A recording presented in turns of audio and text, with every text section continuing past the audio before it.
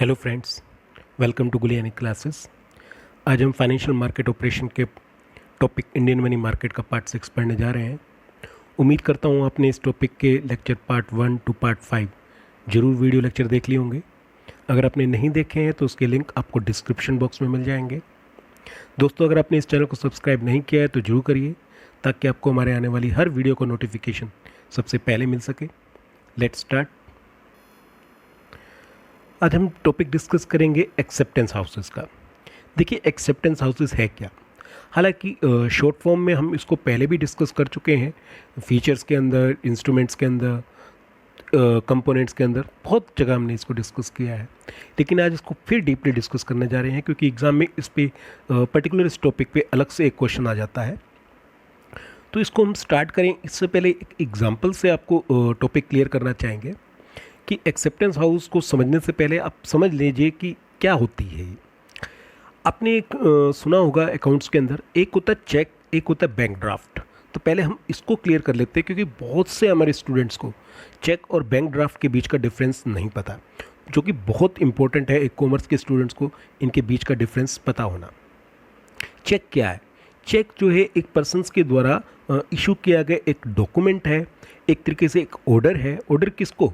Order है bank को, कि जो भी मैं इसके अंदर चेक में जिस पर्सन का नाम लिख रहा हूँ, या जो भी इस चेक इंस्ट्रूमेंट का बेयरर है, या फिर जिसके भी पास है, उसको ये पेमेंट कर दी जाए। अब क्योंकि बैंक जिसको ऑर्डर कर रहा है, मतलब जो जिसका खाता है बैंक में, वो एक तरीके से चेक काट के दे रहा है एक अलग पार्टी को। अब वो चेक से भी पेमेंट कर सकता है, बैंक ड्राफ्ट से भी पेमेंट कर सकता है, जिसे हम डीडी यानी कि डिमांड ड्राफ्ट कहते हैं। तो इन दोनों में डिफरेंस क्या है? अब इसको हम एक एग्जांपल से लेते हैं। मान लीजिए मिस्टर राम ने मिस्टर श्याम से 1 लाख रुपए का माल खरीदा, और बदले में राम ने श्याम को 1 लाख रुपए का चेक इशू कर दिया। अब प्रोसेस क्या होगी? प्रोसेस ये होगी कि जो श्याम है इस चेक को अपने बैंक में लेके जाएगा।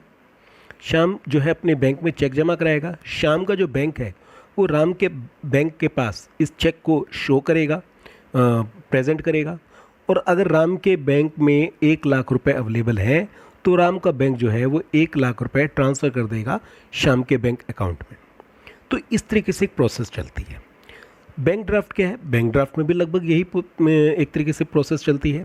मान लीजिए राम ने श्याम से 1 लाख रुपए का माल खरीदा, और बदले में राम ने जो है 1 लाख रुपए का बैंक ड्राफ्ट मिस्टर श्याम को दिया। अब मिस्टर श्याम क्या करेंगे? इस बैंक ड्राफ्ट को अपने बैंक में जमा कराएंगे, और श्याम का बैंक क्या करेगा? इस बैंक ड्राफ्ट को प्रेजेंट करेगा किसके बैंक के आगे? राम के बैंक के आगे। और राम का बैंक जो है उसको ऑनर कर देगा, इनकी उसकी पेमेंट कर देगा। तो दिखने में तो ये दोनों बिल्कुल सेम लग रहे हैं, लेकिन फिर भी इन दोनों में बहुत अंतर है। क्या डिफरेंस है? बेसिक डिफरेंस ये है कि चेक जो है वो बाउंस हो सकता है, यानी कि डिसऑनर हो सकता है। आपने जरूर जनरल एंट्रीज में पढ़ा होगा, चेक डिसऑनर हो गया। तो ये चीज़ें आपने पहले भी सुनी होंगी। लेकिन चेक जो है वो डिसऑनर हो सकता है। चेक की पेमेंट तभी होगी, जो राम का बैंक है श्याम के बैंक को तभी पेमेंट करेगा, अगर राम के बैंक में 1 लाख रुपए उसके अकाउंट में अवेलेबल है।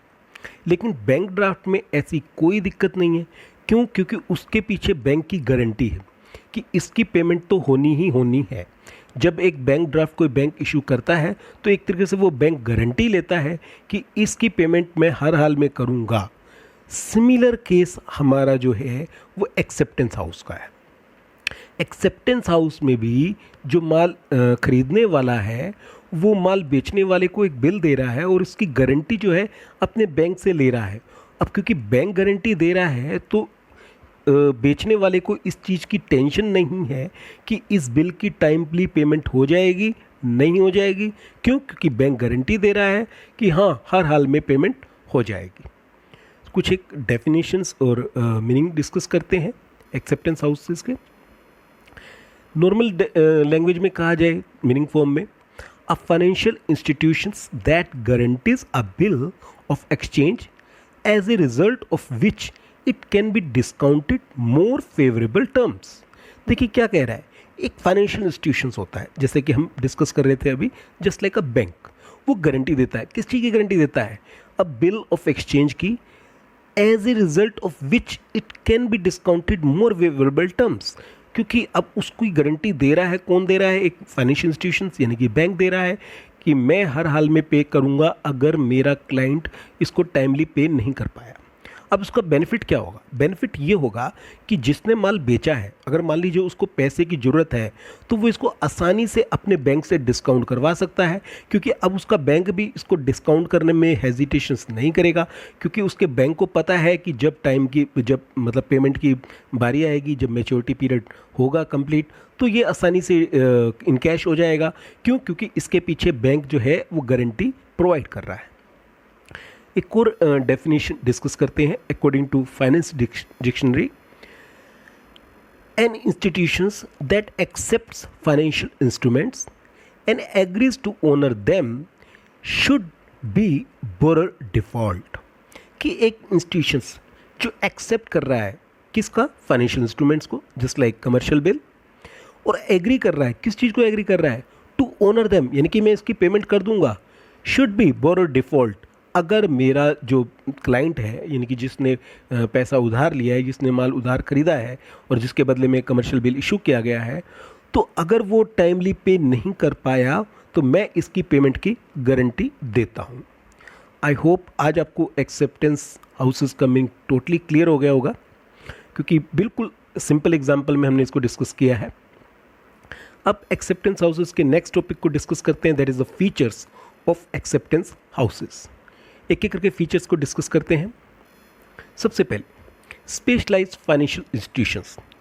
जो एक्सेप्टेंस हाउस है वो एक स्पेशलाइज्ड फाइनेंशियल इंस्टीट्यूशंस होता है, क्योंकि उसका यही मेन एक काम है, उसकी एक मेन ये फीचर है कि वो बिल्स को जो है एक्सेप्टेंस देता है, इसलिए उसको इस फाइनेंशियल मार्केट की प्रॉपर नॉलेज होती है।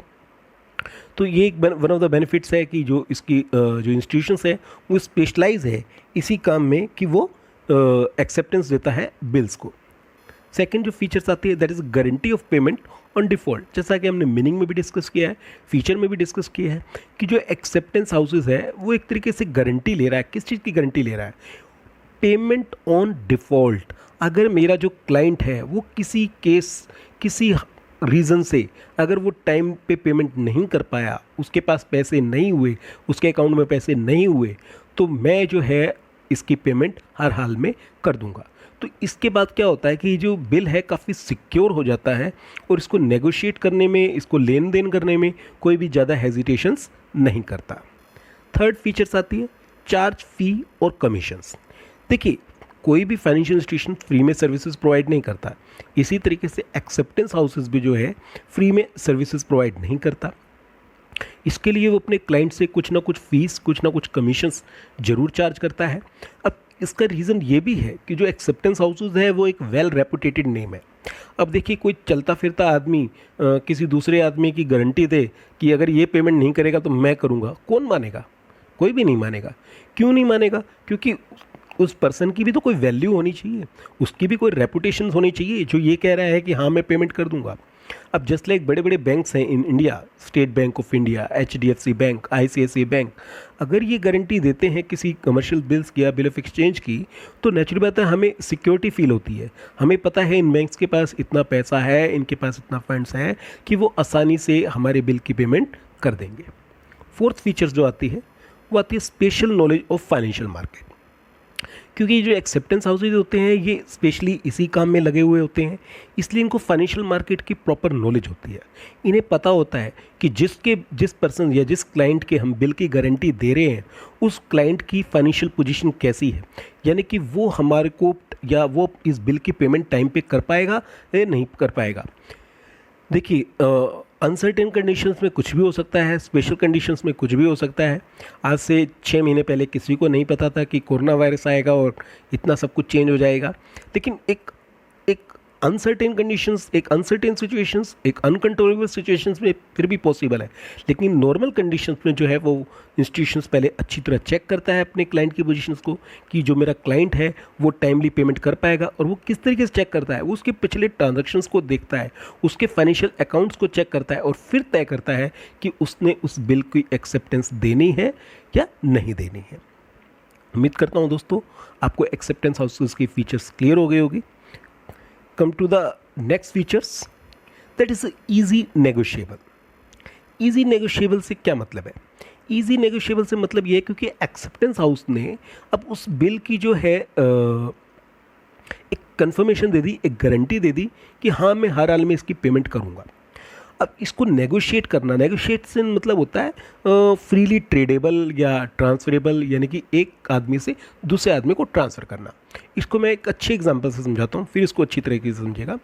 मान लीजिए मिस्टर राम ने श्याम से उधार माल खरीदा, तो उस केस में क्या होगा, राम जो है श्याम को एक बिल देगा, इनकी श्याम के पास एक बिल आएगा।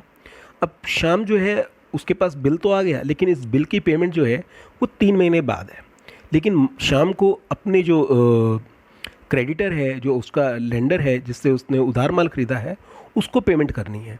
अब शाम क्या करेगा, उसके पास पैसा तो है नहीं, जो बिल उसने राम से लिया था उसी बिल को ट्रांसफ़र कर देगा अपने क्रेडिटर को। मान लीजिए वो मिस्टर ए है, लेकिन ए को भी यही दिक्कत आ रही है क्योंकि ए को भी अपने क्रेडिटर मिस्टर बी को पेमेंट करनी है। ए क्या करेगा, इस बियर को ट्रांसफ़र कर देगा बी के नाम।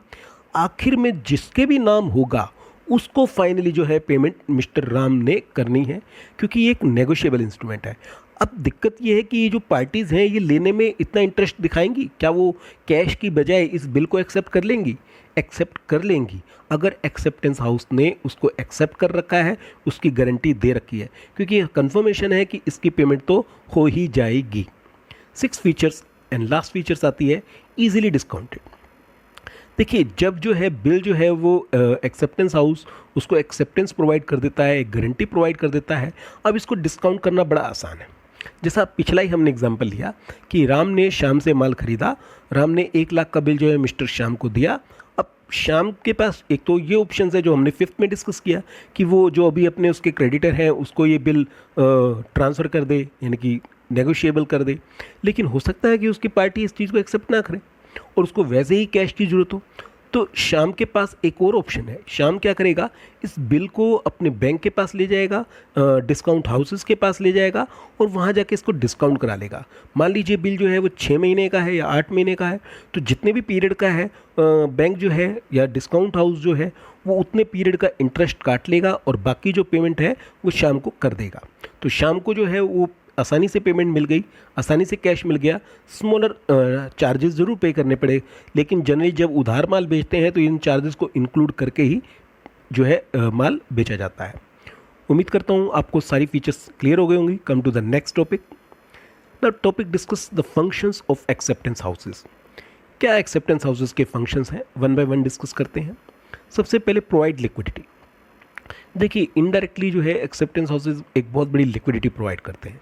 लिक्विडिटी कैसे प्रोवाइड करते हैं कि एक्सेप्टेंस हाउसेज जो है वो बिलों को गारंटी देते हैं कि हम इसको हर हाल में पे करेंगे इन केस अगर क्लाइंट डिफ़ॉल्ट हो जाता है। अब ऐसे जिनके पीछे गारंटी है, ऐसे बिलों को डिस्काउंट कराना बड़ा इजीली हो जाता है और डिस्काउंट फैसिलिटी इजी हो जाने से जो है मार्केट में लिक्विडिटी हमेशा बनी रहती है, यानी कि कैश की कोई क्रंच या कैश की कोई तंगी नहीं आती। जो भी सेलर्स हैं जिनके पास बिल पड़े हुए हैं वो जब चाहे अपने डिस्काउंट हाउसेस के पास जाके इसको डिस्काउंट करवा सकते हैं। तो मार्केट में क्योंकि लिक्विडिटी बनी रहती है इसलिए मार्केट अच्छी तरीके से डेवलप होती है। सेकंड फंक्शंस आता है प्रोवाइड बैंकिंग फैसिलिटीज़। ये जो एक्सेप्टेंस हाउसेज होते हैं ये बैंकिंग फैसिलिटीज़ भी प्रोवाइड करते हैं, डोमेस्टिक बैंकिंग फैसिलिटीज़ भी प्रोवाइड करते हैं, as well as international banking facility भी प्रोवाइड करते हैं। थर्ड जो फंक्शंस आता है वो आता है medium and short term finance. ये जो एक्सेप्टेंस हाउसेज हैं मीडियम टू शॉर्ट टर्म जो है फाइनेंस प्रोवाइड करते हैं अपने क्लाइंट्स को, जिससे फ़ायदा ये होता है कि क्लाइंट्स की जो फाइनेंस की नीड है वो आसानी से पूरी हो जाती है। फोर्थ फंक्शंस आता है location near to the central banks. इन जो एक्सेप्टेंस हाउसेज की जो ब्रांचेज होती हैं, head office as well as जो रीजनल ऑफिस है, वो जनरली जो है ब्रांचेस सेंट्रल बैंक जहाँ पर लोकेटेड होता है उसके आसपास ही रखी जाती हैं, ताकि जो एक्सेप्टेंस हाउसेज के जो भी एक्टिविटीज़ हैं वो स्मूथली कंप्लीट हो जाए। तो ये बहुत आसान हो जाता है एक्सेप्टेंस हाउसेज के लिए इन एक्टिविटीज़ को कंप्लीट करना, क्योंकि जो उसकी ब्रांचेस हैं वो सेंट्रल बैंक के नियर होती हैं। दोस्तों, रेफरेंस बुक के तौर पे आप कल्याणी पब्लिकेशंस की बुक शशि के गुप्ता एंड अदर्स पढ़ सकते हैं, या वीके पब्लिकेशंस की book Alok Goyal and others पढ़ सकते हैं। अगर दोस्तों आपने इस चैनल को सब्सक्राइब नहीं किया है तो मत भूलिएगा इस चैनल को सब्सक्राइब करना। अगर ये वीडियो आपको पसंद आई है तो इसको ज़रूर लाइक करिए, अपने दोस्तों के साथ शेयर करिए। आज जो हमने टॉपिक डिस्कस किए हैं से रिलेटेड कोई भी क्वेरी है उसे कमेंट बॉक्स में डालिए। आप हमारे सोशल मीडिया के चैनल फेसबुक पर फॉलो कर सकते हैं हमारे चैनल गुलियानी क्लासेस को।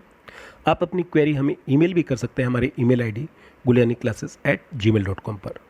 मिलते हैं दोस्तों नेक्स्ट वीडियो लेक्चर के साथ बहुत जल्दी। Thank you.